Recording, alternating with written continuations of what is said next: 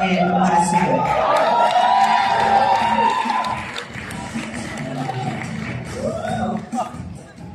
Magandang hapon po. Ito po yun, virgin pa po ako. Sa Virgin Love Fest, ito po ang unang pagkakataon na gaganap ako sa main feature ng Virgin Love Fest. So, unang-una, kung babalikan natin, ang Virgin Love Fest ay nagsimula noong taong 2005 bilang paraan upang magkaroon ng pagkakataon ang mga manunulat na maipalabas ang kanilang mga dula, lalo na yung mga manudula galing sa Writers Block na pinangungunahan ni Rodi Vera. At ang naging katuwang nito ay ang Tanghalang Pilipino at ginanap ito sa Tanghalang Jose Matute. Sa unang taon na yon, may dalawang palabas lamang bawat dula at ito ay naganap lamang sa loob ng isang linggo. Dahil sa tagumpay ng taon na yon, sa sumunod na taon, naging 2 linggo na ang Virgin Love Fest at dinaglaon, naging inabot na ng 3 linggo at saka na ang pagkakataon, 4 na linggo na ang Virgin Love Fest sa taong ito.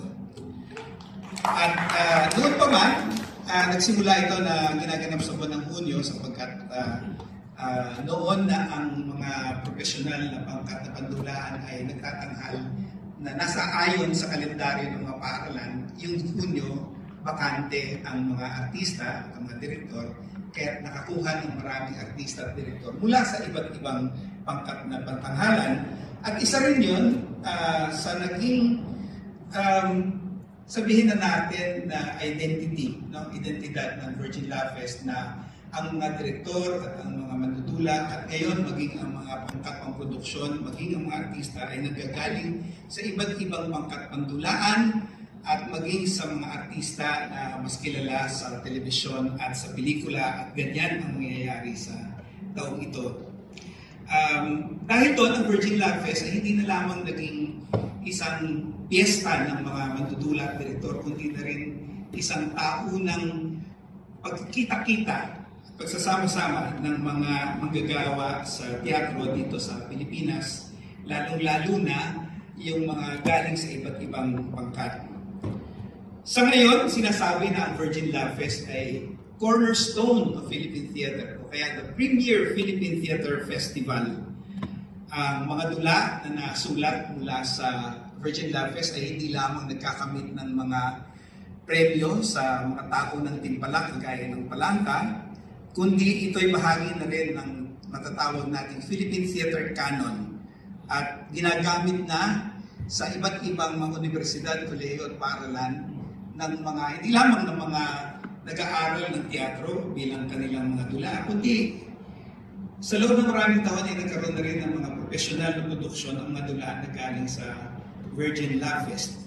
Mayroon pa ngang mga pelikula na naganap, na nagawa mula sa mga dula galing sa Virgin Love Fest. Para sa akin, isang nakasisiyang makita na sa taong ito, sa gaya ng sinabi ng ating mga festival directors na ganap ng nasa tamang gulang ang Virgin Love Fest, na sa taong ito, nakikita ko ang marami sa aking mga estudyante na bahagi na ng Virgin Love Fest, maging ang aking anak ay narito. At hindi po sa pamilya lang namin yan. Sa taong ito, may 4 na magulang at anak na bahagi ng Virgin Love Fest. 2 pa nga roon ay magkakasama sa maging isang dula. Kaya bantayan niyo po si Rafa Sigon Reyna at ang kanyang amang si Carlos Sigon Reyna sa Elegía at si Angel Aquino at si Yana Bernardes sa Dulang Luwalhati. Nandito rin po sa Love Fest ang mag-inang si Piwi O'Hara at si Paolo O'Hara. Kaya masasabi natin na talagang generational na ang Virgin Love Fest. Gaya po na nabanggit ni Gemma, marami rin sa ating mga dula ay na benta na. Kung tutuusin nga, kanina nung nag-usap kami, 30% na ng mga ticket ang nabili na at may 2 linggo pa bago magsimula ang ating piyesta. Kaya kailangan nating pagsikapan na sabihan ang mga manonood na bumili na ng ticket sapagkat ang una pong naubos na ticket ay yung para sa ika-4 na linggo. Kaya huwag na silang maghintay ng para sa ika-4 na linggo. Gusto ko rin banggitin na sa huling araw ng Virgin Love Fest taong ito, sasabihin natin kung sino at alin ang 12 dula na itatanghal sa susunod na taon. At yung kung ating mga nagbabasa ng dula ay nagbasa ng mahigit 280 dula na isinumite ngayon. Pinag-uusapan po namin kung paano ba babawasan yun. Siguro po sa susunod na taon, babawasan na isang dula na lang pwedeng isubmit ng isang mandudula kasi alam kong iba dyan meron hanggang 7 ang ibigay. Yung mga tumumo po, alam niyo sila na yun. Ano ba ang maaasahan natin sa hinaharap? Nabagit mo kanina ni na Marco at Tony na meron tayong mga ginagawa katambal ng iba't ibang mga pangkat dito sa Asia. Meron din po kami pinanukala sa ASEAN na magkaroon ng isang parang Virgin Love Fest sa ASEAN na magagaling ang mga tula sa iba't ibang mga bansa sa ASEAN. Lalabas natin dito kahit stage readings lamang. At ito ay pinanukala din natin at malapit nang mangyari. Higit pa riyan, hinihintay natin at inaasahan natin at pinapangarap natin na magkaroon ng mekanismo para naman yung ating mga mandudula ay magkaroon ng karampatang bayad para sa kanilang mga dula.